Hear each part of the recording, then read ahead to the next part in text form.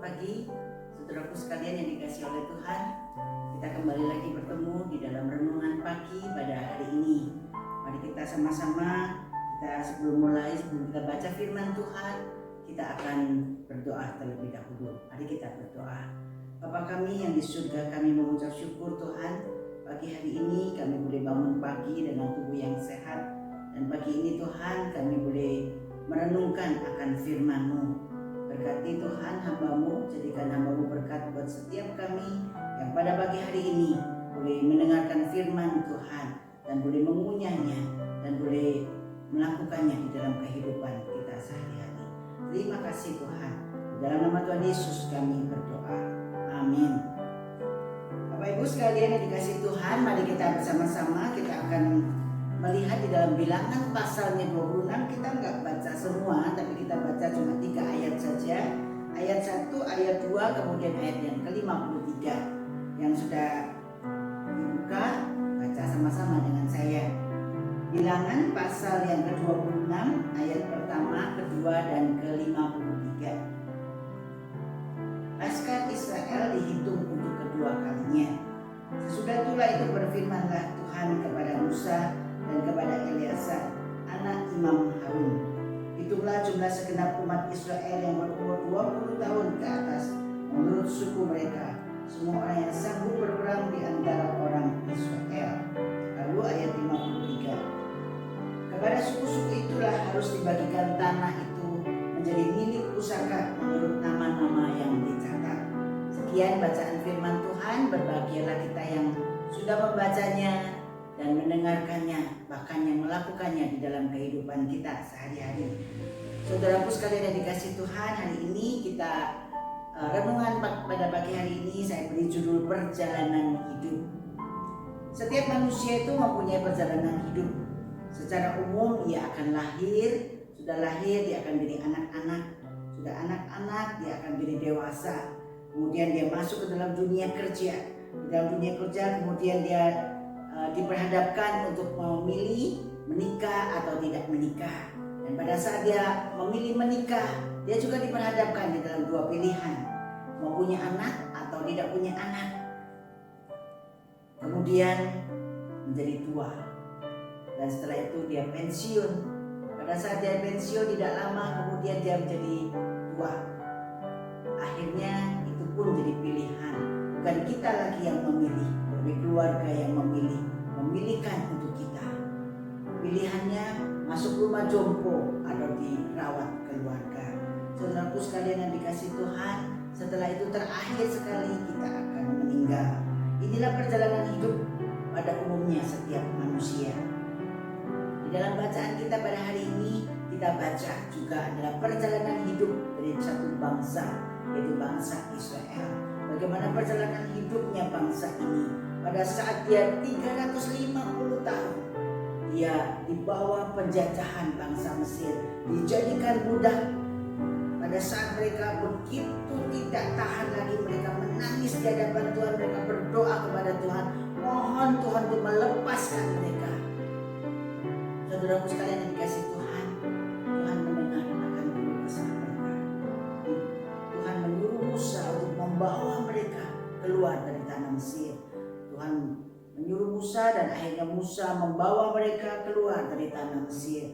Saudaraku sekalian yang dikasihi Tuhan, pada saat Musa ini keluar membawa mereka keluar dari tanah Mesir, mereka akan masuk ke dalam tanah perjanjian. Kemudian bangsa Israel ini akan masuk ke tanah perjanjian, yaitu tanah Kanaan. Karena mereka tidak taat, akhirnya mereka harus berputar-putar keliling di padang gurun selama 40 tahun. Perjalanan selama 40 tahun bukanlah satu waktu yang singkat, tapi makan satu waktu yang begitu lama. Apalagi mereka berkeliling selama 40 tahun di padang gurun. Bapak Ibu sekalian yang dikasihi Tuhan, di sini kita bisa melihat pada saat mereka berputar-putar berkeliling, sepatu mereka, kasut mereka tidak pernah rusak. Tuhan pelihara sampai dengan kasut itu pun Tuhan pelihara. Saudaraku sekalian dikasihi Tuhan, kita bisa lihat bagaimana Tuhan itu walaupun Tuhan marah, tetapi Tuhan mengasihi bangsa Israel. Pada saat kita lihat Bilangan pasal yang pertama, Tuhan juga mengeluarkan satu sensus melihat berapa banyak bangsa Israel. Bangsa Israel dihitung dari orang-orang yang berumur 20 tahun ke atas, karena Tuhan ingin melihat apakah bangsa Israel selama ini mereka jadi budak, mereka apakah bisa untuk mereka keluar dari perbudakan itu, untuk bertemu dengan banyak orang di sekitar mereka nantinya. Tuhan menghitung di sana terdapat 600.000 orang, dan 40 tahun kemudian di dalam Bilangan pasal 26 kembali Tuhan mensensus akan jumlah daripada bangsa Israel, dan jumlah bangsa Israel tidak kurang dan tidak lebih, tetap 600.000 orang. Dan orang-orang inilah yang akan masuk ke dalam tanah perjanjian. Di dalam perjalanan hidup bangsa Israel mengalami pasang surut di dalam ketaatan kepada Tuhan. Kita bisa melihat bagaimana kehidupan mereka ini. Mereka sudah melihat banyak mujizat yang dilakukan oleh Tuhan, tetapi sifat manusianya mereka ini cukup dominan, sehingga mereka hanya memikirkan diri sendiri. Ego mereka terlalu tinggi, dan mereka selalu minta dipuaskan dan dipuaskan. Di dalam perjalanan hidup ini manusia kalau hanya memikirkan diri sendiri, maka perjalanan hidupnya ini akan berat.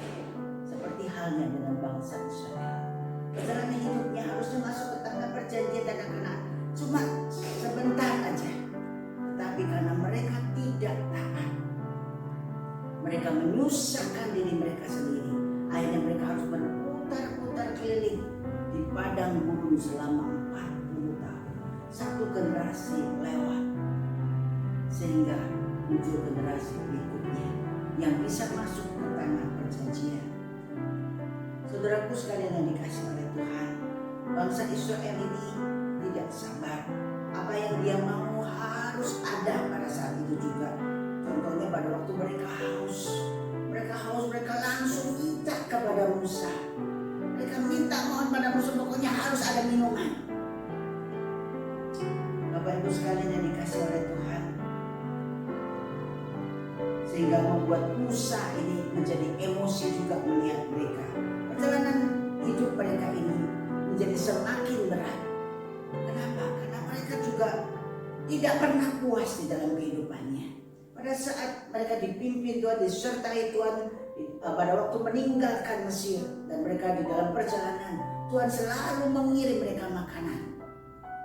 Pagi-pagi Tuhan memberikan mereka makanan. Makanan yang begitu penuh dengan gizi, ada madunya. Tapi apa yang mereka lakukan? Mereka marah kepada Tuhan karena mereka nggak puas. Mereka ingin lebih dan lebih. Mereka ingin makan daging. Tuhan mendengar apa yang mereka katakan. Tuhan kirim daging burung puyuh itu luar biasa banyaknya. Apa yang terjadi dengan bangsa Israel? Bangsa Israel bukan mengambil secukupnya, tetapi dia mengambil.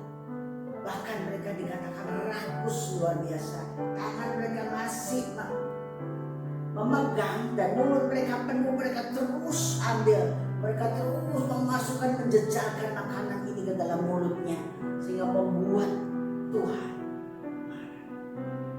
Tuhan marah karena mereka terlalu rakus, keterlaluan mereka, sehingga Tuhan mengirimkan ulah, sehingga banyak dari mereka yang mati karena kerakusan mereka. Saudaraku sekalian yang dikasihi Tuhan, di dalam perjalanan hidup ini memang selalu diperhadapkan dengan pilihan, mau taat kepada Tuhan atau mau jatuh di dalam godaan iblis. Saudaraku sekalian yang dikasihi Tuhan, oleh karena itu kita harus berpegang pada kebenaran firman Tuhan. Inilah yang kita lihat di dalam renungan pagi kemarin. Kita lihat inilah yang dipilih oleh Pinehas, cucu daripada Imam Harun, yang memilih akan kebenaran firman Tuhan. Dia menjadikan semua bangsa Israel menjadi takut akan Tuhan, dan Tuhan menghentikan tulahnya. Pada saat perjalanan kehidupan kita ini juga diperhadapkan kepada pilihan, dan kita memilih sesuai dengan kebenaran firman Tuhan. Tuhan tidak membiarkan kita maka Tuhan akan menyertai hidup kita. Saudaraku sekalian yang dikasihi Tuhan, seperti halnya dengan bangsa Israel.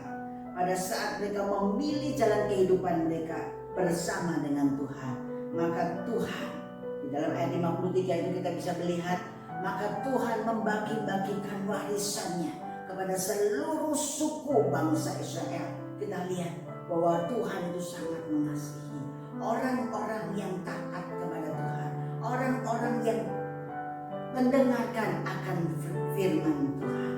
Seperti halnya pada saat bangsa Israel bertobat di hadapan Tuhan.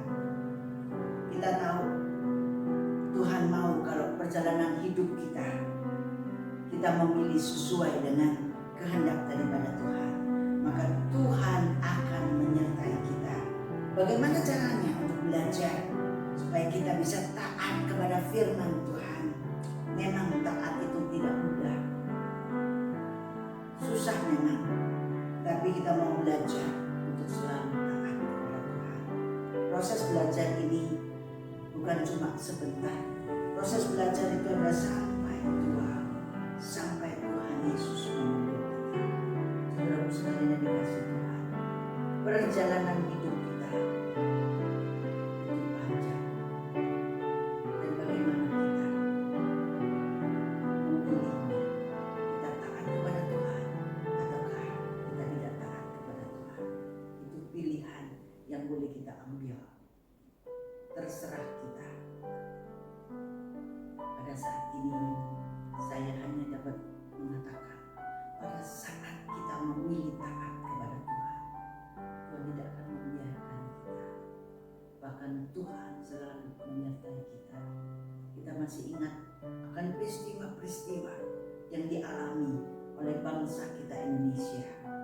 Bagaimana Tuhan menyertai bangsa ini, bisa lewat dari banyak hal, lewat dari tsunami, lewat dari hal-hal kerusuhan, bahkan kita bisa lihat di dalam kehidupan kita sendiri.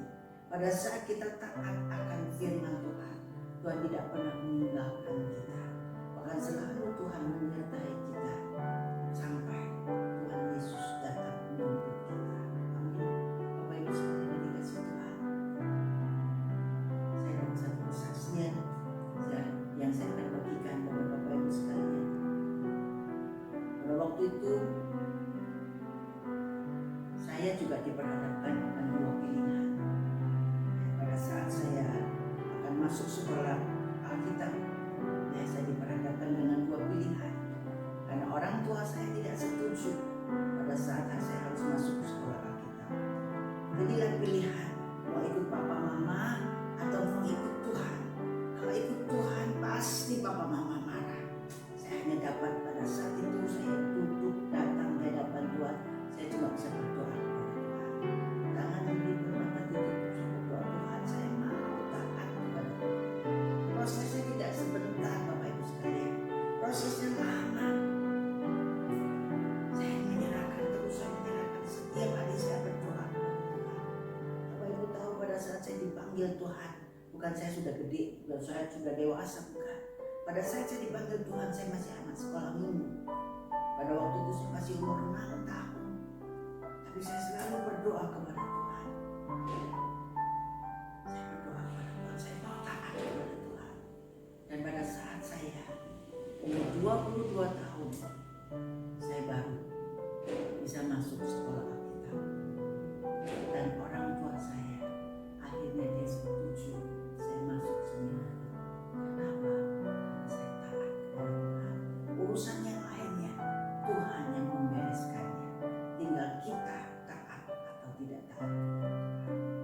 Bapak Ibu sekalian yang dikasihi Tuhan, taat memang tidak mudah. Tapi kalau kita taat, maka Tuhan selalu menyertai kita. Amin Bapak Ibu sekalian yang dikasihi Tuhan. Mari kita masuk ke dalam doa. Bapa kami yang di surga, kami belajar Tuhan di dalam perjalanan hidup ini untuk taat kepadamu Tuhan. Ajarkanlah kami Tuhan untuk selalu taat kepadamu. Memang tidak mudah Tuhan. Proses belajar ini adalah proses seumur hidup sampai Tuhan memanggil kami. Tapi Tuhan, di dalam proses ini kami mau tetap boleh berjalan di dalam jalan-Mu. Karena kami tahu, kami yakin, kami percaya Tuhan, semuanya itu Tuhan yang akan atur pada saat kami taat kepadamu. Dan kami tidak lagi ragu, dan kami tidak lagi ditinggalkan Tuhan, karena Tuhan selalu menyertai kami. Terima kasih Tuhan. Dalam nama Tuhan kami Yesus Kristus kami berdoa. Amin. Bapak Ibu sekalian yang dikasih Tuhan, renungan pada pagi hari ini kita sudah selesaikan. Dan biarlah pada hari ini dan hari-hari selanjutnya, perjalanan hidup kita mau memilih taat kepada Tuhan. Kiranya Tuhan memberkati.